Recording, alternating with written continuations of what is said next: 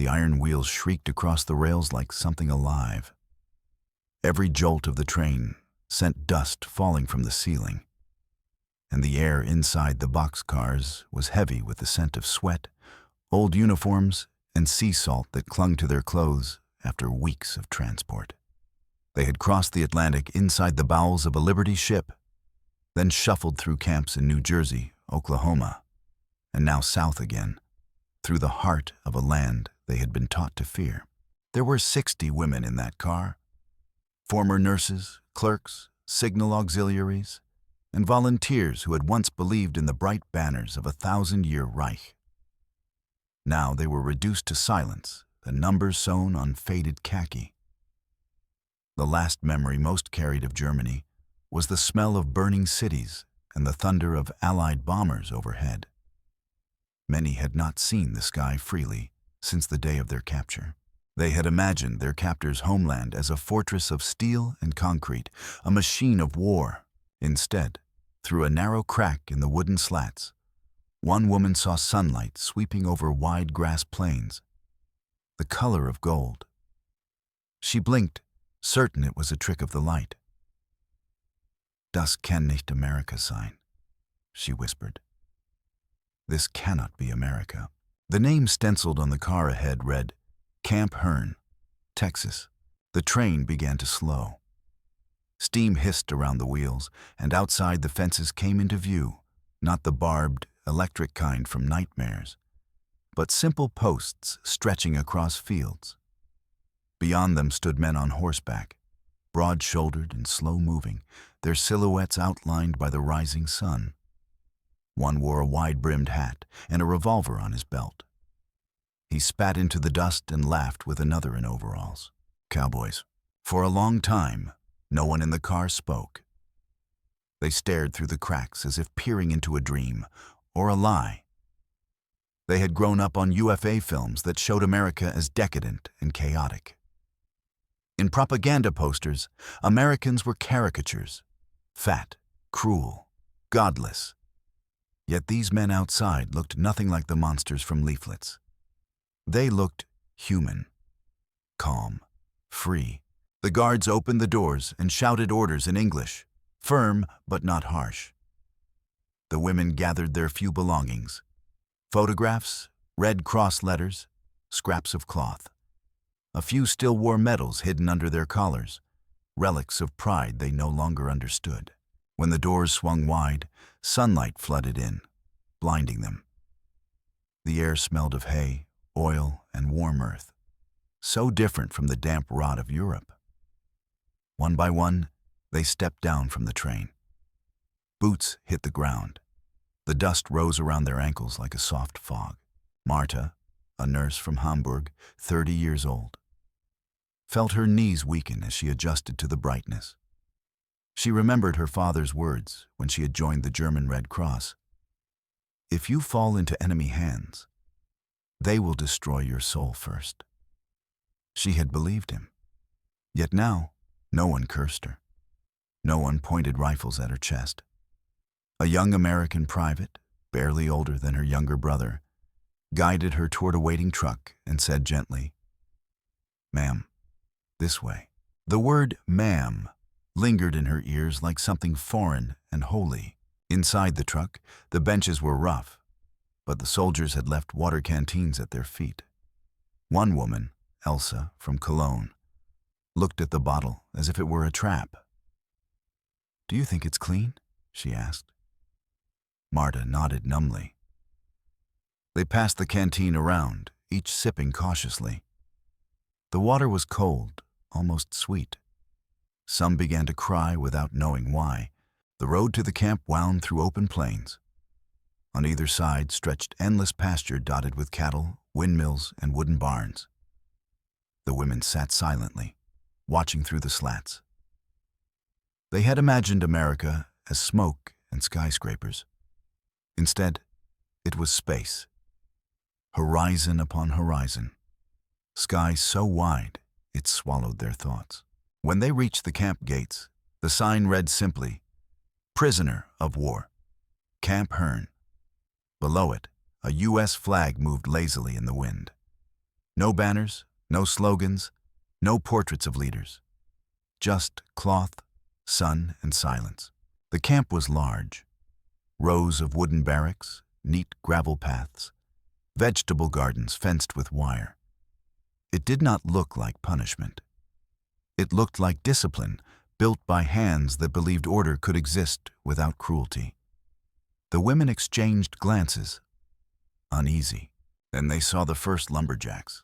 At the edge of the compound, men with axes slung over their shoulders were stacking firewood. They were enormous, broad as bears, their faces shaded by rough beards and sweat-streaked shirts. They waved casually at the new arrivals. One even smiled. The women froze. It was as if the earth itself had shifted. They had expected interrogators, not greetings. When the truck stopped, the soldiers motioned them to line up. They complied automatically. Years of training made obedience a reflex. But the guards did not shout or strike. They simply counted, handed out numbered tags, and led them to the registration hut. Inside, the air smelled faintly of paper and soap.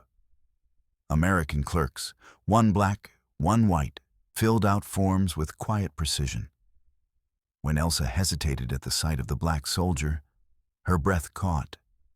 In Germany, she had been told such men were beasts. But the man before her wore a clean uniform and nodded politely as he took her fingerprint. His eyes were kind. She could not meet them. Outside, the afternoon heat shimmered. The prairie wind hummed through the barbed wire like a low note from an invisible cello. Somewhere in the distance, a train whistled. Not for war, but for harvest. That night, inside their barracks, the women lay on cots covered with clean sheets. They could not speak. The ceiling fan turned slowly, slicing the darkness into rhythm. Liesel whispered into the night. "They treat us like people." No one answered. They did not know yet whether this was mercy or illusion. But as the moon climbed over the Texas plains, silvering the fences and the quiet camp below, Marta realized something terrifying and wonderful.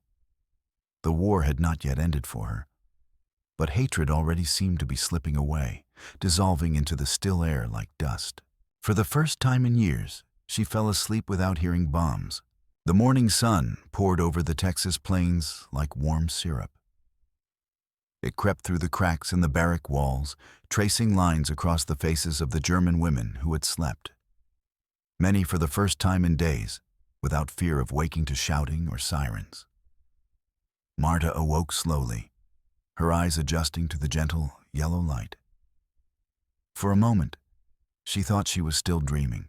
But outside the window, the same endless prairie met her gaze. The scent of mesquite and dry earth drifted in, mingling with the faint smell of soap, real soap, American soap, that now sat in small cubes beside each wash basin. She turned her head and saw Liesel sitting upright on her cot, hands folded around a tin cup of warm coffee. The girl looked bewildered, as if holding fire in her hands. "They brought it this morning," she whispered.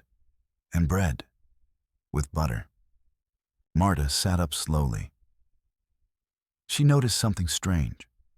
No roll call, no shouting, no shrill whistles, just the low murmur of life. Boots crunching gravel outside, distant laughter, the soft clatter of tin trays from the mess hall. After the guards led them to breakfast, the disbelief deepened. The building was clean, airy. Rows of wooden tables stretched under exposed beams. Ceiling fans turned lazily above them. At the front, American cooks, some in aprons, some still in uniform, dished out food without looking twice at the women in line.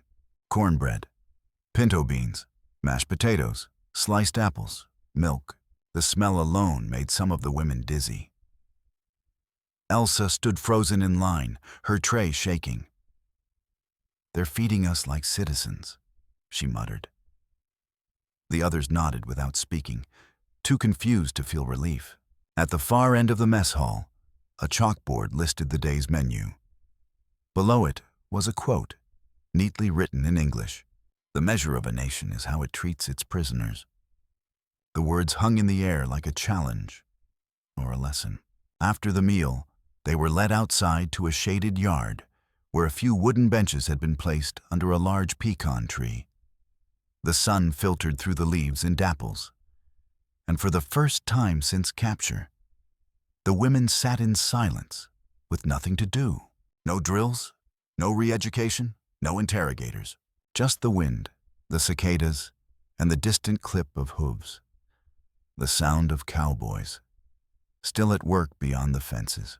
Some of the women began to whisper, quietly, cautiously, about the trick. This had to be a psychological tactic. Kindness to confuse, comfort to break them down. No enemy simply offered soap and butter. But the hours passed.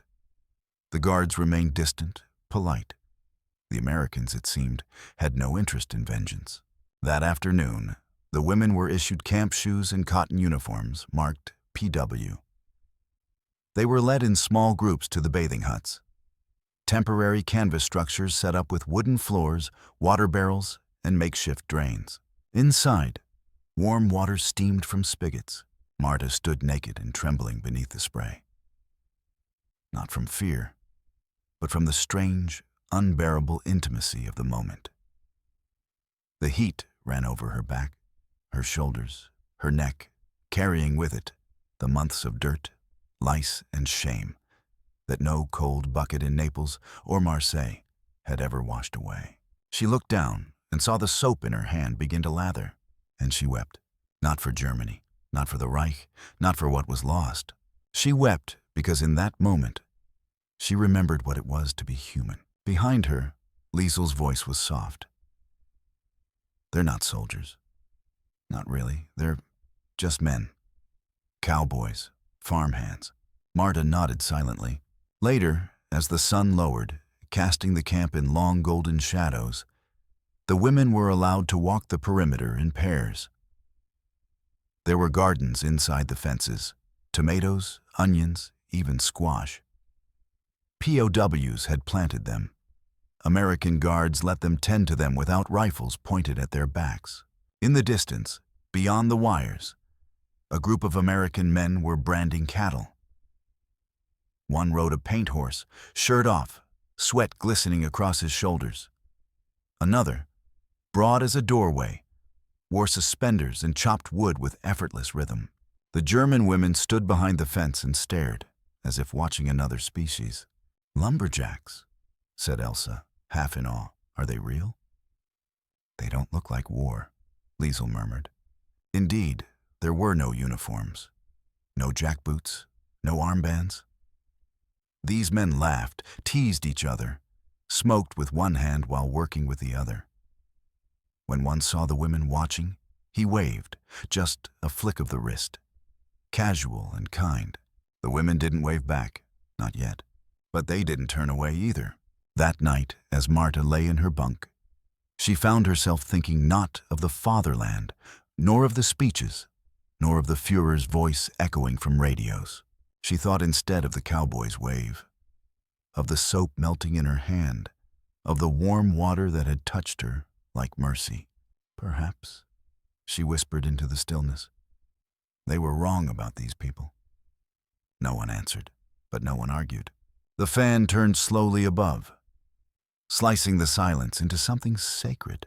The next morning came with a chorus of prairie birds and the rustling of dry grass beyond the fences. Inside the women's compound, routines were forming, slow, careful things. They woke not to barking orders, but to the knock of a guard's knuckle against the wooden door. "Mess at 700, came the voice. No shouting, just notification, just time. Marta sat at the edge of her bunk, slowly braiding her hair. She looked down at her hands and noticed they no longer trembled. On the opposite side of the barracks, Liesel was gently washing out her socks in a tin basin, humming faintly under her breath, an old lullaby from their village, half lost to time and war. After breakfast, the camp commandant himself arrived, not with threats, but with a translator and a clipboard. He was a tall man, lean and weathered, like someone carved from the same cedar wood as the surrounding fence posts. His uniform was creased, his tone dry but not unkind. "You will have work assignments," the translator explained. "Gardens, laundry, kitchen. Some of you who speak English may help in administration." He paused, then added, "No forced labor, no punishments. But work brings privileges." Privileges. The word felt strange in their mouths. In Europe, privilege was food that did not rot or boots without holes. Here it meant paper to write home, more soap, an extra apple, perhaps even a radio shift if the guards trusted you. But what struck them most was what the commandant said as he turned to leave. "You are not slaves. You are prisoners of war. You are women, and you are under our protection now." Under our protection. The phrase rang in Marta's ears long after he'd gone. By mid-morning, the women were assigned to groups and given tasks. Marta, Elsa, and Liesel were sent to help in the camp's kitchen, which serviced both guards and prisoners. It was a plain building with long iron stoves, hanging ladles, and bins of flour and rice stacked neatly along the walls. There, they met her, the camp cook. An older woman in her 50s, her apron already smudged with the day's work, her hair pulled tight in a bun. Her name was Mrs. Ellery, and she looked like the kind of woman who had grown up raising boys during the Depression and didn't suffer fools. But she didn't shout. She didn't scold. She looked them over, nodded once, and handed them potatoes. "No one eats till we peel these," she said, her southern accent wrapping around each syllable like warm honey and iron. "I don't care if you're the Kaiser's daughter. Everybody peels in my kitchen." And just like that it began. It wasn't easy. The knives were dull, the work tedious. But there was something oddly human about being given a job instead of an order. They chopped onions, scrubbed pans, stacked trays, and no one cursed them. No one told them they were evil. The American guards drifted in and out, sometimes laughing with Mrs. Ellery, sometimes offering a quick thank you when they received their trays. One soldier, red-haired and freckled, even tipped his hat and said, "Ma'am," when Elsa refilled the salt jar. By the third day, Marta noticed something strange in the corners of the room.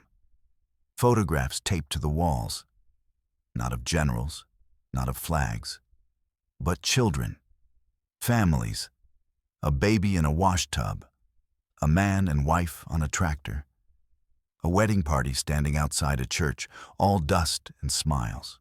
This wasn't a war room. It was a kitchen, a real one, for people, for life. And then, that afternoon, the lumberjacks came again. 3 of them, walking through the outer fence. American civilians hired to chop wood for the camp through a state program. Big men, rough men. One had suspenders stained with sweat and tree sap. Another wore a straw hat and smoked a pipe. The third, the youngest, looked barely older than the girls, his sleeves rolled up, revealing arms that spoke of a life swinging axes, not rifles. They walked past the women's work shed, nodding as they passed. And for the first time, one of the women waved back. It was Elsa. A small wave, quick, half ashamed. The young lumberjack caught it. He tipped his head, almost shy, and continued on. The moment passed like a breeze, but it settled deep. That evening, the women sat outside the barracks as the light turned golden, staining the fields. They watched dust devils twist through the pastures, watched hawks circle high above the cattle fences. "They don't know how to hate," Liesel said quietly. Marta shook her head. "No, they do. They fought and bled like anyone. But," she paused, then added, "they don't seem to need hate to survive." The others nodded slowly. "Because back home, They had been taught that war required hatred, that to win, one must erase the enemy's soul. But here, the enemy cooked your lunch. He offered clean water. He tipped his hat. He let you sleep without fear. He peeled potatoes next to you, and sometimes, just sometimes, he waved. It was not forgiveness. It was something harder, something real. As darkness fell and the cicadas began to sing, Marta leaned back against the warm wood of the barracks wall. For the first time, she allowed herself to wonder. Not about Germany or defeat or propaganda, but about America. Not the America in pamphlets, the real one, the quiet one, the one with cowboys, lumberjacks, and women like Mrs. Ellery who demanded respect and gave it back in equal measure. She closed her eyes and listened to the silence that did not threaten her. By the end of their first week in Camp Hearn, something invisible had begun to shift. Not in the routines, but in the air between the women and the men who guarded them. Fear had begun to fade, replaced by something quieter, more dangerous to prejudice. Familiarity. It was a small thing at first. A nod from the sentry at the gate when the work detail passed by. A shared laugh when a chicken escaped the coop. An American corporal lending his pocket knife to fix a broken shovel handle. Every act chipped at the walls they had carried across the Atlantic. Marta began to notice the rhythm of the camp. Reveille at dawn, the roll of the mess carts, the creak of leather saddles from the horse corral beyond the fence. Cowboys, real ones, came often. They weren't soldiers. They worked for local ranches contracted to supply beef and hay. They moved with a slowness born of heat and habit. Hats tipped low, spurs faintly chiming. To the German women, they looked like men from a movie reel. But their manners were unlike anything propaganda had prepared them for. One morning, as the women hung laundry behind Barrack 7, a horse trotted close to the outer fence. The rider was a tall Texan in a sweat-stained Stetson, his face roughened by sun and wind. He was young, no more than 30, and his horse was the color of copper, its mane glinting under the hard light. He saw the women staring and slowed his mount, tipping his hat with an easy motion. "Ma'am," he said simply, before urging his horse onward. The words struck like lightning. The women exchanged glances. Elsa laughed nervously. "Ma'am? To us?" she said. "Does he know who we are?" Marta only watched the dust trail fading behind the horse. "Maybe he does," she murmured. "Maybe he doesn't care." That evening, as they walked the yard, the women saw him again near the cattle pens. He was talking with 2 guards, gesturing toward the fences. His voice carried over the wind, slow, melodic, full of that unmistakable American drawl. They couldn't understand all the words, but the tone was easy, free of suspicion. When he caught them watching, he smiled, not mockingly, not cruelly, but the way a man smiles at strangers he hopes to reassure. It was a disarming thing, that smile. Later, inside the mess hall, the women talked about it. "He looked at us like people," said Liesel, chewing slowly. "Maybe he's pretending," Elsa replied. "Or maybe," Marta said softly, "he doesn't know how not to." The next day brought work in the vegetable gardens beyond the inner fence. The Texas heat pressed down heavy as wool, and dust clung to their skin like a second layer. An older American sergeant passed them buckets of water through the gate. When Marta reached out, their fingers brushed, and she realized his hands were trembling. She looked up. The man's eyes were kind, almost apologetic. He nodded and moved on. Later, the cowboy from before rode past again. This time he dismounted near the fence, handing a bundle of fresh carrots to the sentry. "For the mess," he said, his voice carrying just enough for them to hear. Then, almost as an afterthought, he added, "Give the ladies some too. They've been working hard. The sentry hesitated, then shrugged and did as told. Moments later, bright orange carrots, real, fresh, not canned, were passed through the wire. The women stared at them like relics. They hadn't seen food so fresh since before the bombings began in Germany. Liesel laughed first, holding one up to the light. "It smells like earth," she said, "like home." That night, as they washed dishes in the kitchen, Mrs. Ellery caught Marta smiling to herself. "What's got you grinning, darling?" she asked, wiping her hands. Marta hesitated. "A man on a horse brought us carrots today." Mrs. Ellery chuckled, shaking her head. "That'd be Jake Turner, rancher's boy. Grew up not far from here. He's got more manners than sense, that one." "Manners," Marta repeated quietly. "We were told Americans had none." The older woman raised an eyebrow. "Well, honey, I suppose you'll have to unlearn a few things, won't you?" That night, Marta lay awake, staring at the ceiling fan spinning slow circles.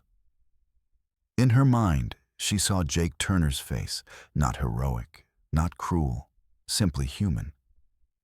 She thought of the way he said, "ma'am," and how that single word had undone years of propaganda. For the first time since her capture, she began to wonder not what America would do to her, but what it could teach her. Days turned to weeks. Work in the gardens grew easier. The guards began to relax, sometimes stopping to joke or share cigarettes. The women, once wary and silent, began to answer in halting English. The camp's translator noted the change. They smile now when spoken to, suspicion decreasing. One afternoon, as a dust storm gathered on the horizon, Jake Turner returned. He tied his horse near the fence and helped the Americans secure the tents. Wind whipped through the camp, carrying grit like needles. The women ran to pull in drying sheets and clothing.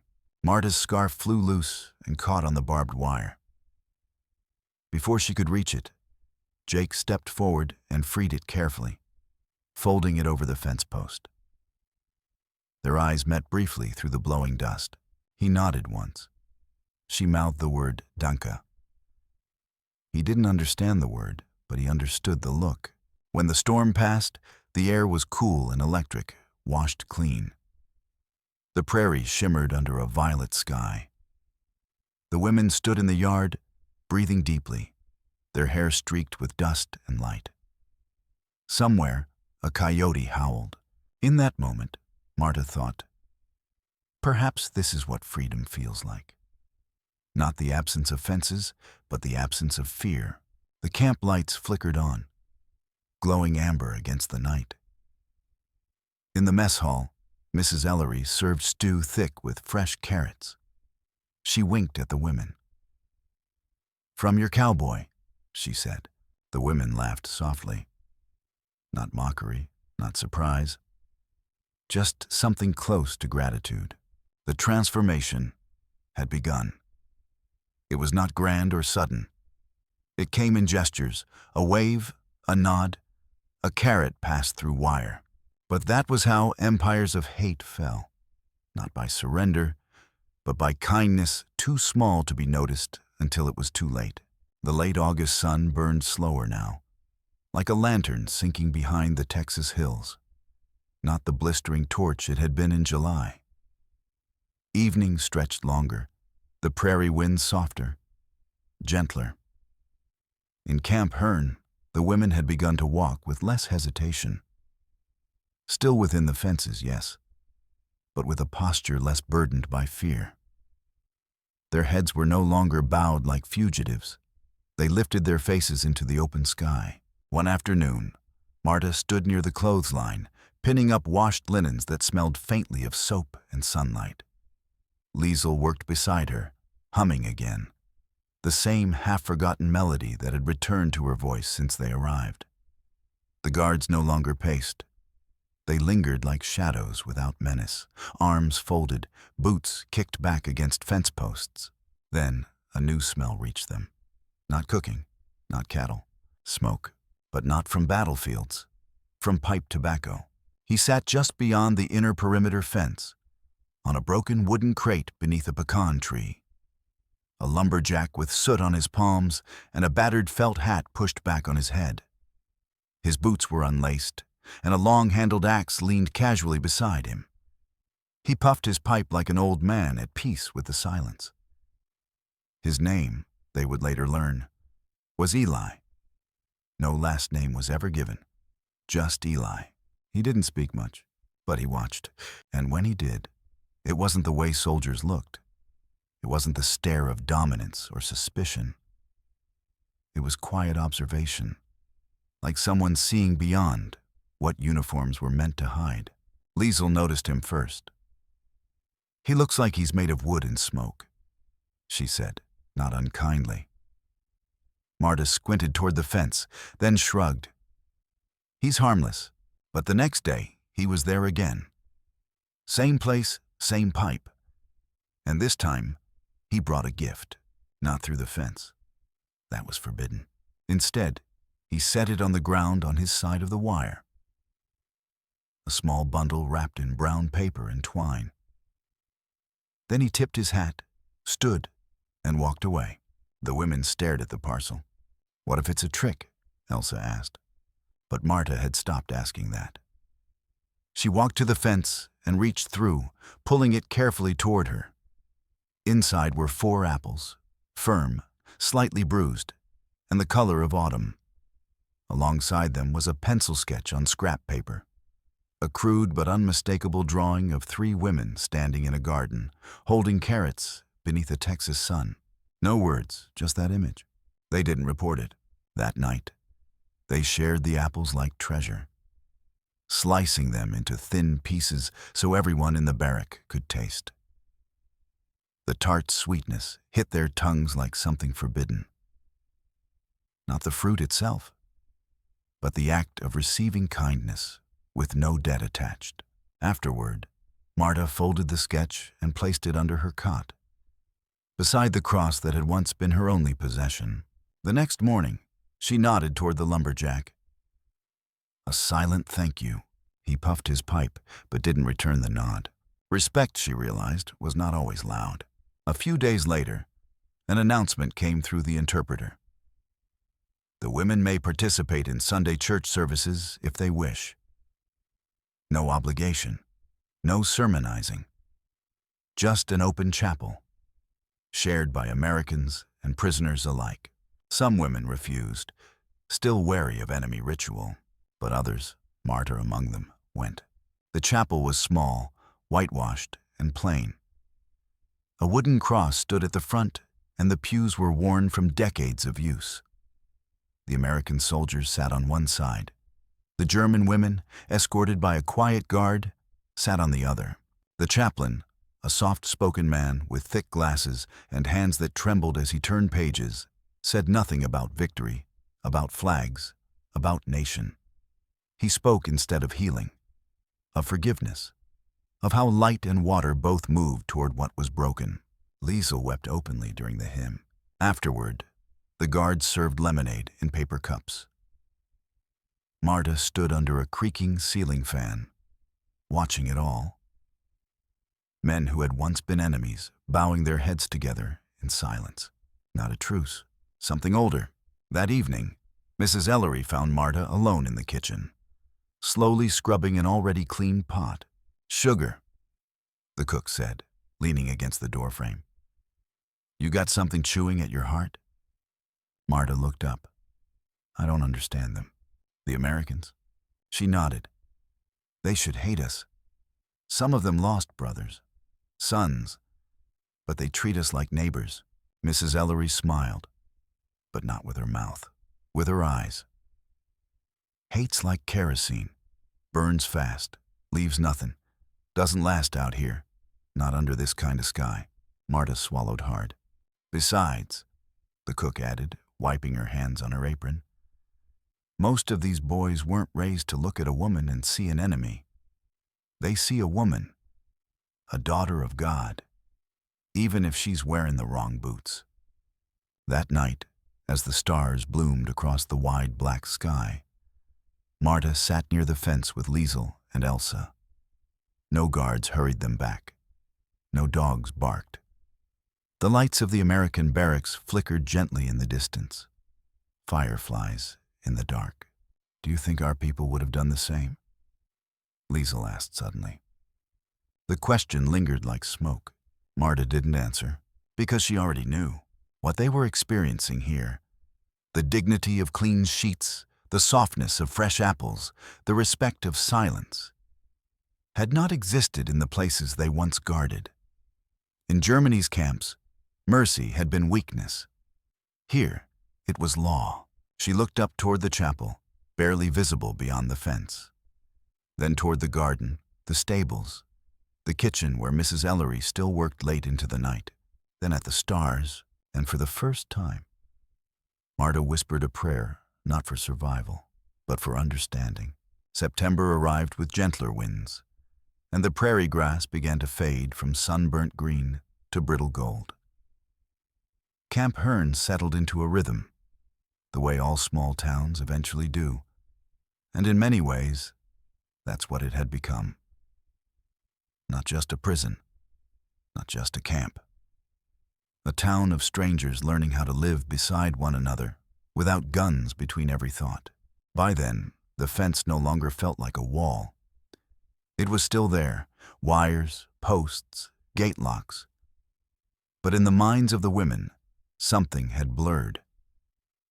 The fear that once made every strand feel electrified had been replaced by something quieter, something like trust, something dangerously close to peace. That afternoon, the Red Cross truck rolled in, a monthly ritual. The packages were stacked on a flatbed, cardboard boxes wrapped in string, stamped with the faded ink of Geneva and Lisbon. Inside, chocolate, powdered milk, bandages, dried plums, sewing needles, sometimes even lipstick. Marta helped distribute the parcels to the women in her barracks. Each name was called softly, with respect, and the small bundles were received like blessings. But more than the contents, it was the act that mattered. That someone, somewhere, still believed they deserved dignity. Afterward, she tucked her share under her cot and stepped outside, wiping her hands on her skirt. The sun had begun to slant across the yard, lighting the fences from behind, making them appear almost transparent. Across the compound, she spotted Jake Turner again, the cowboy. He was leaning against a corral fence, watching one of the guards mend a section of broken gate. His sleeves were rolled, his hat tilted back, and a thin straw dangled from his mouth as he chewed. And beside him, to her surprise, stood Eli, the silent lumberjack, pipe in hand as always. They weren't talking, not really. Just sharing space the way men in this country seemed to do.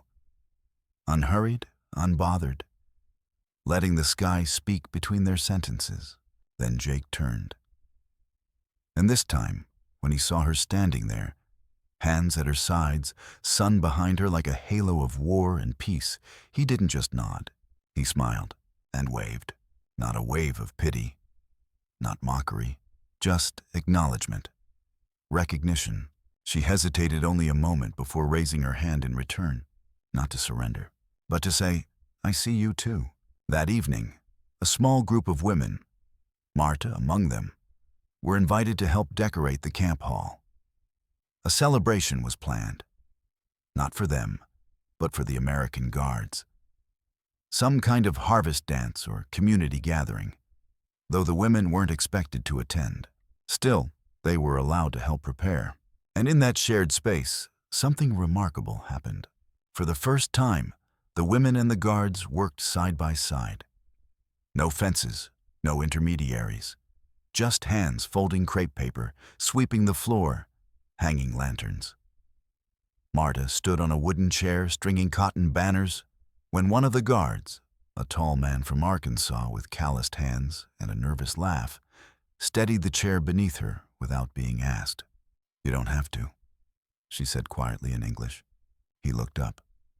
Ma'am, I don't let folks fall, not even yesterday's enemies. She nearly lost her balance at that. Not from the chair, from the weight of those words. As she climbed down, he nodded politely and walked away. Later that night, back in the barracks, Marta sat on her bunk holding a small fabric square, red, white, and blue, left over from the decorations. A corner of an American flag that had been trimmed during setup. She didn't know why she'd kept it. It felt almost like theft. But something about the texture, coarse, handmade, familiar, reminded her of her mother's quilt, patched together during the winters of the Depression. Poverty, then war, then exile. She folded it neatly and slipped it into the envelope with Eli's drawing, a new kind of keepsake. The next morning, she volunteered to help with the wounded mule, a local ranch animal brought into the camp stables for care after getting tangled in barbed wire. The Americans lacked experienced hands, and word had spread that some of the German women had grown up on farms. She found herself kneeling beside Jake Turner, holding a flask of iodine while he cleaned the animal's leg. They worked without speaking for several minutes. Then he asked, without looking at her, "You ever seen a horse die standing up?" She blinked. "No." He nodded. "Hardest thing I ever saw. Couldn't fall, wouldn't give in. Just stood there, still breathing. Till it didn't." She didn't know what to say, so he added, "I reckon people do that too."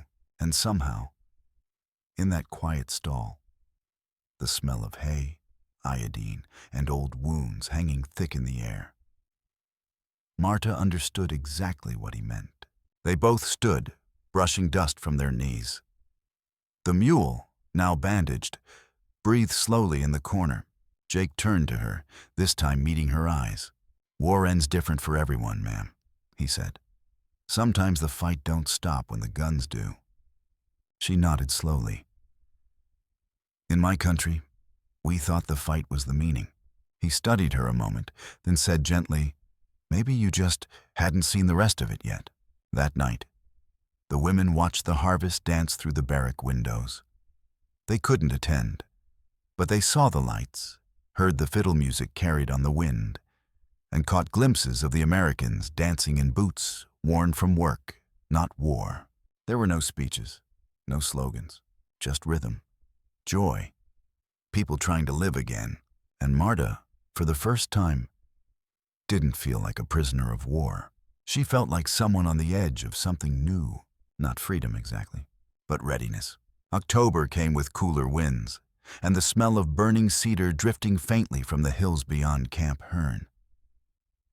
The change of seasons was subtle, but the German women felt it in their bones, not just the shift in temperature, but in themselves. The long, dry afternoons didn't seem to stretch quite so endlessly now. Time, once measured only in loss, began to take on texture. Smells, sensations, sounds of things returning rather than vanishing. For Marta, the war inside had started to feel like ash. She still remembered every bombing, every convoy, every order given without question. But the loyalty she once wore like a second skin had begun to rot at the edges. It didn't crumble all at once.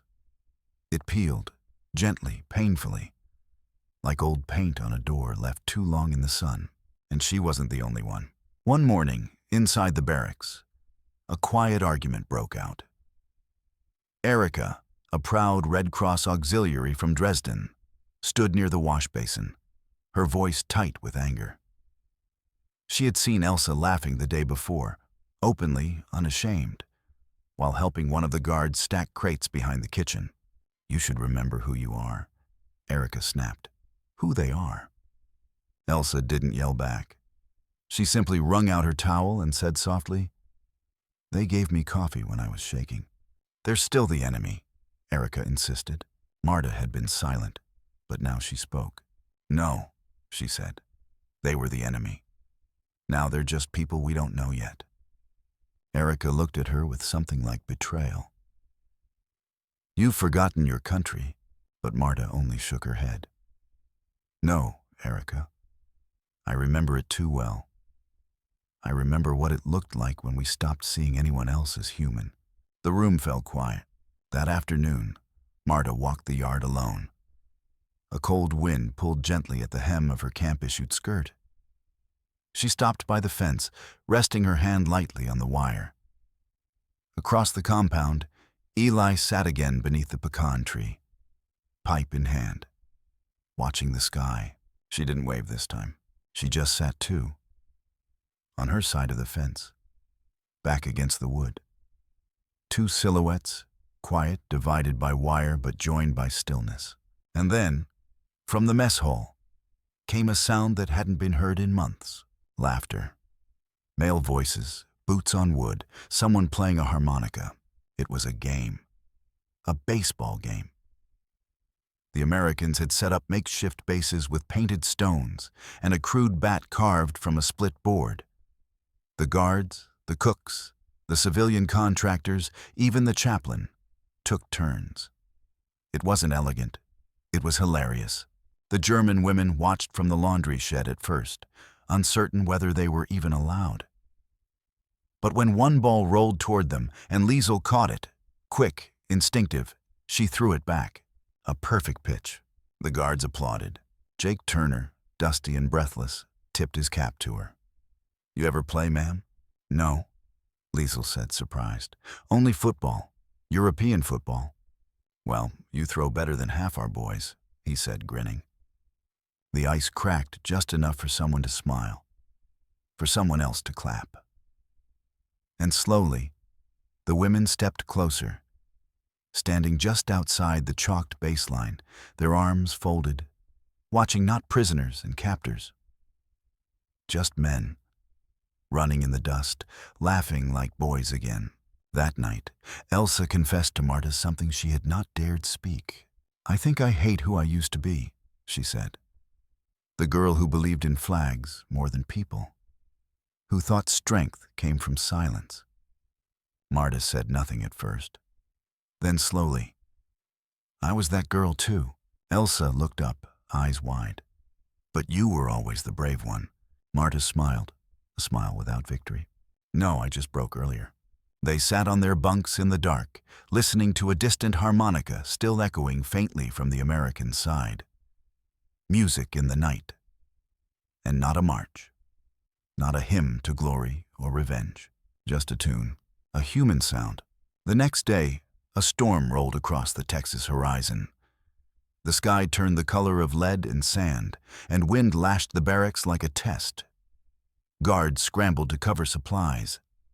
Tents flapped violently, and laundry snapped off the lines like frightened birds. The German women were rushed indoors, but Marta hesitated. Standing in the yard, eyes skyward, hair whipped loose from its braid. She didn't flinch when the rain came. She welcomed it, because for the first time since she boarded that prison train, she understood what surrender meant. Not defeat, but release. Surrendering the idea that she had ever really known the world, that she had ever understood what strength was. Inside, Mrs. Ellery wrapped the women in dry blankets, muttering about Texan weather and its moods. She handed Marta a cup of hot broth and paused, studying her face. "You all right, sugar?" Marta nodded slowly. "Yes. It's the first rain that hasn't felt like punishment." The old cook smiled gently. "Then I reckon it's doing its job."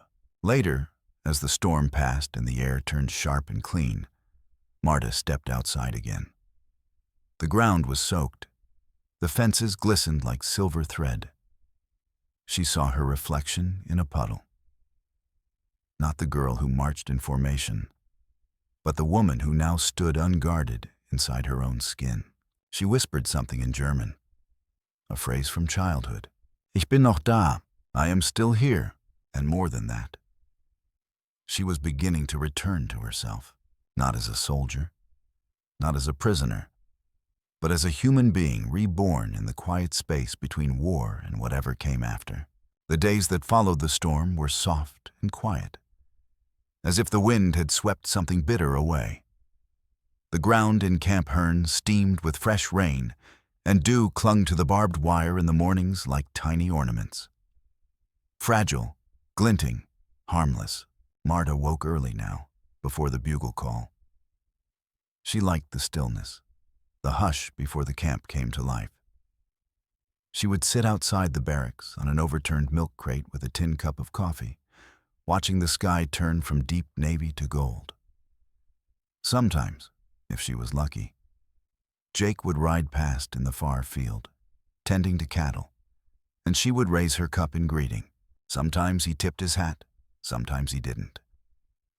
But that didn't matter anymore. It had been months since the women arrived. Long enough for uniforms to fade, for nicknames to emerge, for the daily rituals of prisoners and guards to blend into something else entirely. Not friendship, not yet, but something sturdier than tolerance, a respect born of quiet repetition. And now came something none of them had expected. Letters, one by one, names were read aloud in the mess hall. The Red Cross liaison handed out thin envelopes with trembling fingers. Some were from Switzerland, some from neutral embassies, and a few, incredibly, bore return addresses from Germany. Marta's name was called last. She stood frozen as the envelope touched her palm. The handwriting was unmistakable. Her younger sisters. She sat at the table, breath shallow, and opened the flap with care, as if the paper itself might crumble in her hands. Liebe Marta, we are alive. That was enough. The rest blurred with tears. She pressed the letter to her chest and wept in silence. No one disturbed her. Around the hall, other women sat the same way.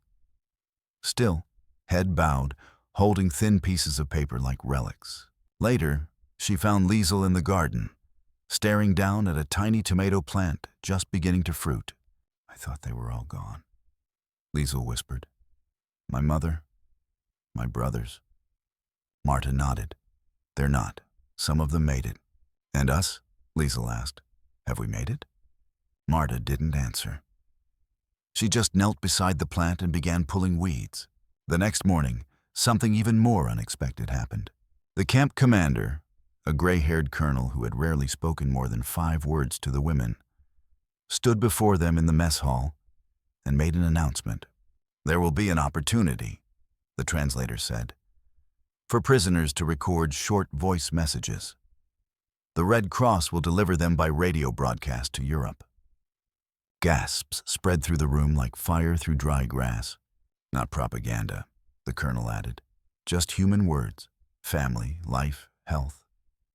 And so, 2 days later, the women stood in line outside a small shack converted into a recording room. One by one, they stepped in, sat before a microphone, and spoke into the void. When it was Marta's turn, her hands trembled as she adjusted the headphones. The technician gave her a quiet nod. She took a breath. This is Marta Weber, prisoner number 512. I am alive. I am safe. I am treated with kindness. Please tell Mother I have not forgotten her voice. The light clicked off. She stood and walked out into the bright sun, blinking as if stepping from a dream. The guards didn't say anything. But one of them, the younger one from Arkansas, offered her a piece of chewing gum. She took it with a nod. Later that week, as the autumn wind curled through the camp, the women began to change in ways that startled even themselves. They started teaching. It began with a single phrase. Elsa, fluent in English, had corrected a guard's pronunciation of a German word on accident. He had laughed, and then asked her how to say "good morning" the right way. She wrote it down on the corner of his notebook. Then another guard asked for help, writing a letter to a German-American girl he had met before the war. Then Mrs. Ellery asked Marta for a recipe, her mother's old cabbage stew. So they taught. They taught German. They taught sewing. They taught songs. And in return, the Americans taught them something harder. How to see the enemy as a person, not a shape in a poster. One afternoon, as Marta sat mending socks under the pecan tree, Jake walked up and handed her a folded cloth. It was an American kerchief, faded blue, embroidered in white thread. "Figured you might want this for your sunburn," he said. "We all got scorched last week." She took it, ran her fingers along the stitching. "Thank you," she said. He hesitated, then added, "You remind me of someone." She looked up. "My sister," he said. "She's got your eyes. Never stops thinking. Can't be told what to feel." Marta's throat tightened. "What happened to her?" Jake looked down. "She passed. Fever, long time ago." "I'm sorry." He nodded. "I'm not. Not anymore. Some people don't go away. They just show up again in someone else." They stood there for a moment, the wind tugging at their sleeves, the pecan leaves drifting down like slow-moving memories. And Marta knew then. This war had taken everything from her. But here, in this strange place, it had started giving things back. Not flags, not medals, but meaning, small, ordinary meaning. A clean kerchief, a recipe shared, a voice message crossing the ocean. She no longer hated who she had been. She just no longer was that person. She had changed. And perhaps, just perhaps, that was what victory really looked like. The final weeks of autumn came with cooler nights, and the scent of dry hay began to replace the sweetness of sun-warmed earth. In Camp Hearn, the trees outside the fence turned slowly. Not a full blaze of red like the forests in Europe, but quiet, dry gold. Inside the barracks, Marta awoke one morning to find frost lacing the window pane. It was thin and delicate, not cruel, not bitter, just a reminder that seasons, like people, moved on. She reached beneath her cot and took out the envelope where she kept her few treasured things. Her sister's letter, Eli's sketch, the trimmed piece of American flag, and the blue kerchief Jake had given her. These were not medals. They were not orders or uniforms. But they carried more weight than any symbol she had once saluted. That morning, during kitchen duty, Marta found herself humming. A quiet, wordless tune. She didn't even realize it until Mrs. Ellery looked over and smiled. "Sounds like someone's found her breath again." Marta paused. "I don't know where the song came from." "Then it must be yours," the cook said. Maybe it always was. That afternoon, word spread. There would be transfers. A few of the women, those whose hometowns were now within the zones controlled by Allied command, were being processed for return to Europe. It would not be quick. There were still diplomatic channels, delays, endless forms. But the idea, home, had returned. Tangible. Real. The mood was mixed. Liesl was on the list. So was Elsa. Marta wasn't. She sat with them that evening beneath the pecan tree. The wind tugged gently at their sleeves. Liesl was quiet, her fingers running along the frayed hem of her camp uniform. She didn't look joyful. She looked haunted. "I don't know what's left," she whispered. "What we're going back to. If it even remembers us." "Maybe it doesn't have to," Marta said. "Maybe we remember it enough for both." Elsa sighed.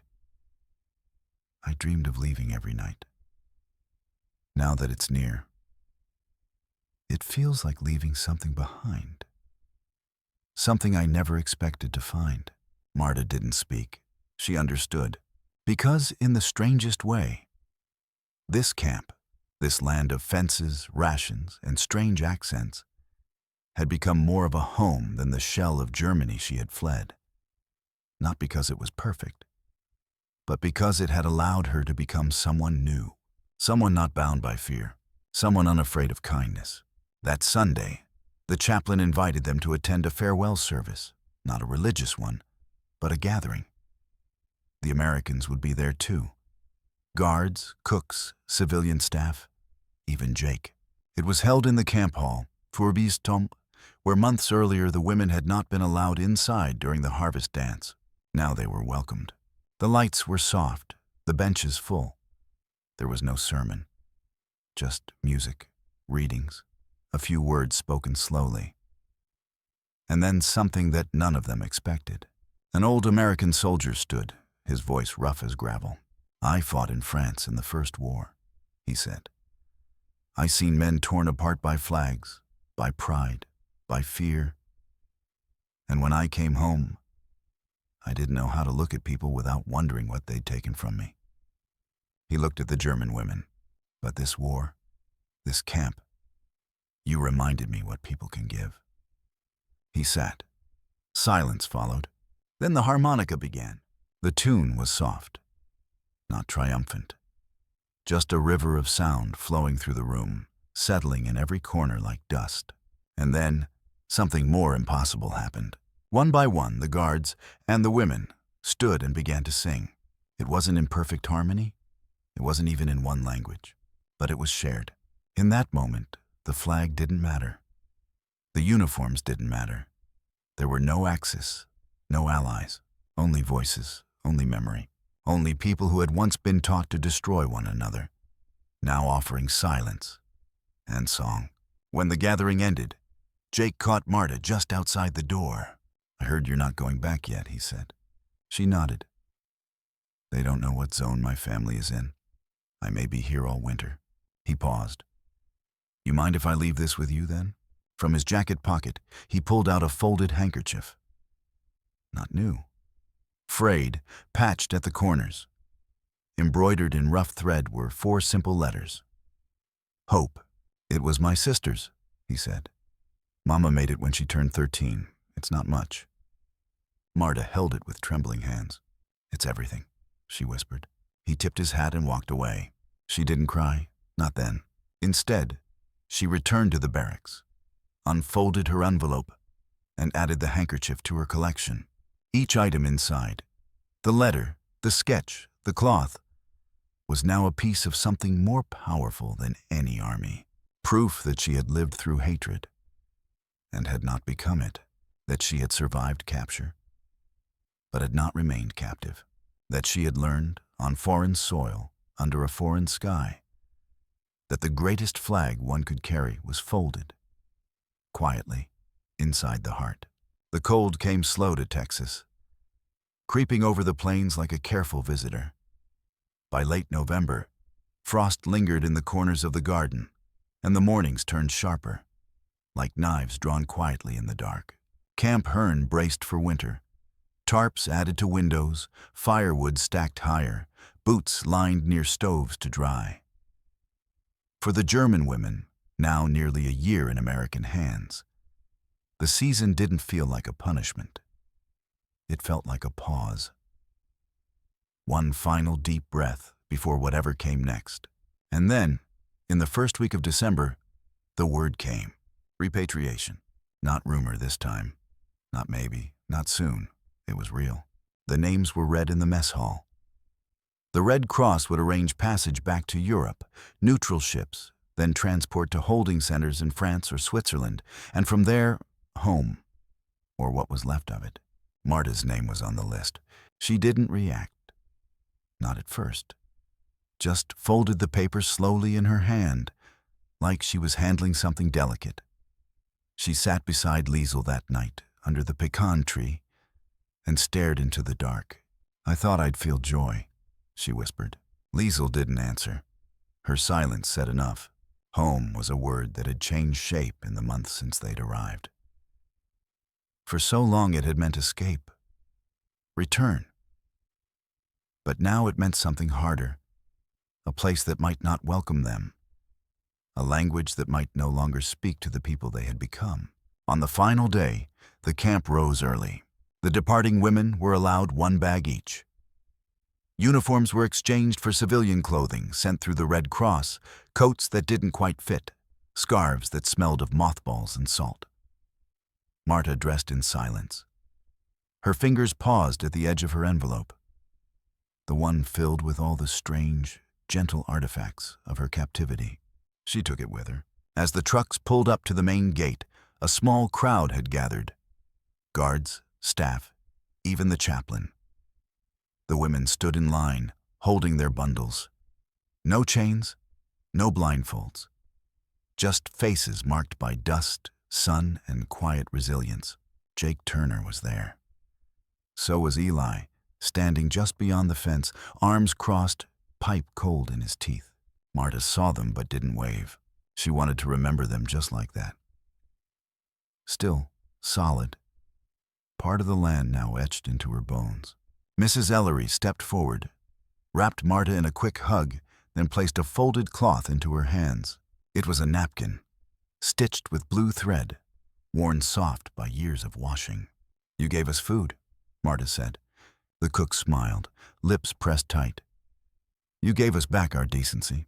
Then the commandant approached. He held no speech, just a clipboard. But as he reached Marta, he looked up and said one thing: "Your presence changed this place." And she knew he didn't mean it as a compliment. He meant it as a fact. A truth carved into the walls, into the fences, into the hearts of men who would never again see uniforms without seeing the people inside them. Marta climbed into the truck bed with the others. The engine growled to life. Gravel crunched. And then the gates opened. It was the first time they had passed through them from the inside.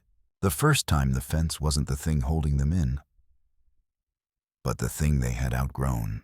The truck rolled past the guard tower, past the chapel, past the vegetable garden now brittle with frost. The pecan tree, half bare now, swayed slowly in the wind. Marta turned her head as Camp Hearn slipped from view. It didn't look like a prison anymore. It looked like a lesson, one learned not in lectures, but in apples passed through wire, in kerchiefs shared without words, in the unsteady handshake between war and whatever comes after. The ship that took them across the Atlantic was quiet. No flags, no fanfare, just steel and sky and the rhythmic churn of the sea. Marta spent the voyage on the upper deck when she could, envelope in hand. She didn't open it. She didn't need to. She had memorized the weight of each item, the smell of the pencil sketch, the frayed softness of Jake's sister's handkerchief. They were no longer evidence of captivity. They were artifacts of becoming someone who could be broken and still choose gentleness, becoming someone who had seen war and still believed in people, becoming someone who was once told who to hate and found, in the quiet dust of Texas, the courage to let that story die. When they docked in Le Havre, French officers in blue coats scanned papers and checked names. There were no parades, no accusations, just process. Then they were free to find what was left, free to rebuild, free to carry the silence of the prairie with them wherever they went. Marta never returned to her village. The buildings were gone, her family scattered, but she found a place near Bonn, where she worked as a nurse. Quiet, steady work, nothing dramatic. She kept a garden. She kept the envelope. Sometimes, when the wind was just right and the trees whispered like pecans in the Texas dusk, she would sit under the eaves of her little house and close her eyes. And she would remember a man who never asked for her story, but handed her an apple anyway. A cook who gave her hot stew when all she expected was bitterness. A soldier who steadied her chair so she wouldn't fall. And a country she had feared that chose not to fear her back. That was the miracle. Not victory, not even peace, but the chance to become again, to step beyond the fence, not just in miles, but in meaning, and to carry, forever folded in her memory, the day she was no longer a prisoner, but a person again.